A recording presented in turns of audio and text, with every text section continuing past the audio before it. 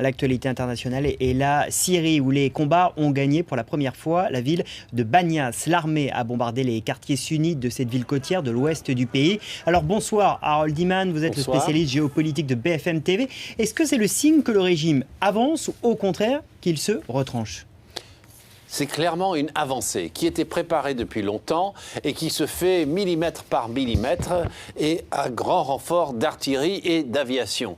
Donc, dans le quartier ouest de Damas, on reprend des sections, des secteurs. Dans Homs, vous vous souvenez des batailles de Baba Amr? Eh bien voilà qu'on revient dans cette zone.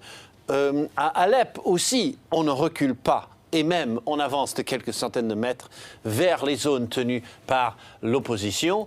Et enfin, Deir ez-Zor, qui est une ville où une garnison était assiégée, et on comptait les jours avant sa reddition, eh bien, le régime s'est accroché et il se bat. Et maintenant, à Banias, comme vous le montriez, un quartier sunnite est bombardé. Pourquoi un quartier sunnite? Parce que dans la logique qu'on attribue à Bachar al-Assad, il essaye d'enlever toute présence sunnite hostile dans cette bande côtière afin peut-être un jour de se replier avec son groupe religieux à lui, les Alaouites. Qu'en est-il des rebelles, Harold? On sait que les États-Unis envisagent pour la première fois publiquement de les armer. Les armer du bout des lèvres.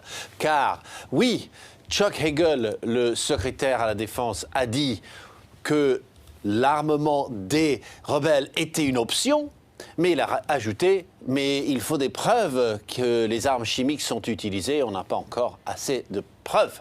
Et en réalité, de quoi a-t-on peur?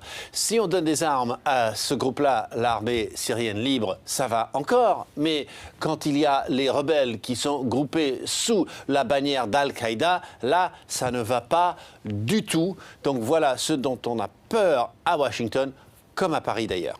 Alors Harold, le pape François appelle aujourd'hui à une assistance humanitaire accrue avec l'appui de la communauté internationale pour aider les réfugiés. Quelle est la situation de ces réfugiés ? Catastrophique, c'est le seul mot. On ne pouvait pas imaginer 1,4 million de réfugiés syriens à l'extérieur des frontières. C'est ça un réfugié au sens légal. Donc vous voyez, la Turquie, le Liban 450 000, c'est une personne sur 5 dans la rue au Liban est un réfugié syrien. C'est intenable. Pareil pour la Jordanie, où il y a une ville entière, Zaatari, qui est maintenant totalement composée de réfugiés syriens, avec un petit groupe de médecins militaires français, je dis au passage.